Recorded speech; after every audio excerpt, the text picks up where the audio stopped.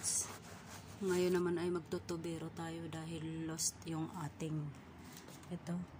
So, ayan, kailangan natin higpitan.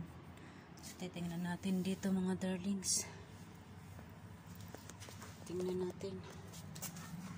Okay.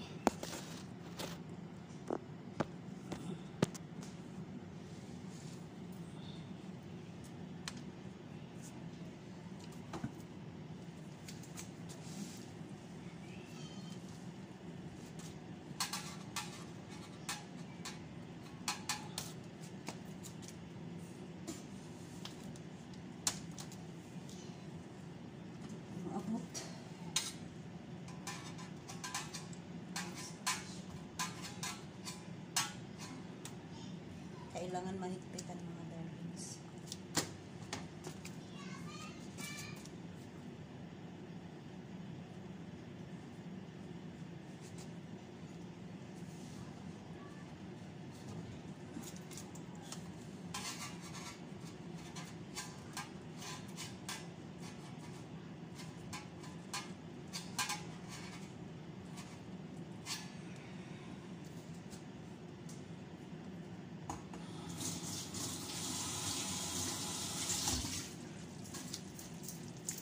So, hinigpitan ko lang mga darlings kasi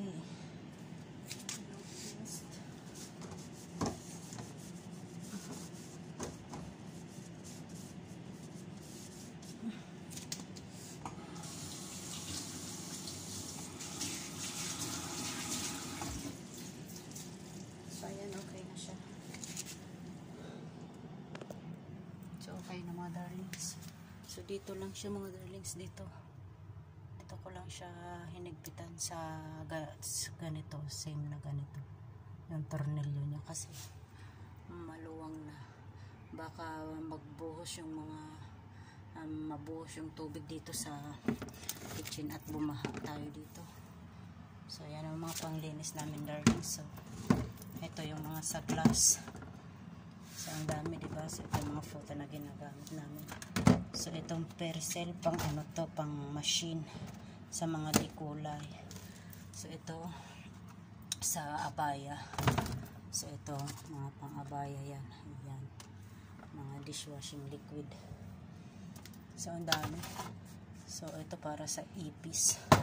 Baka naman may ipis dito. So may pang spray tayo. So yung mga darlings, thank you so much and God bless.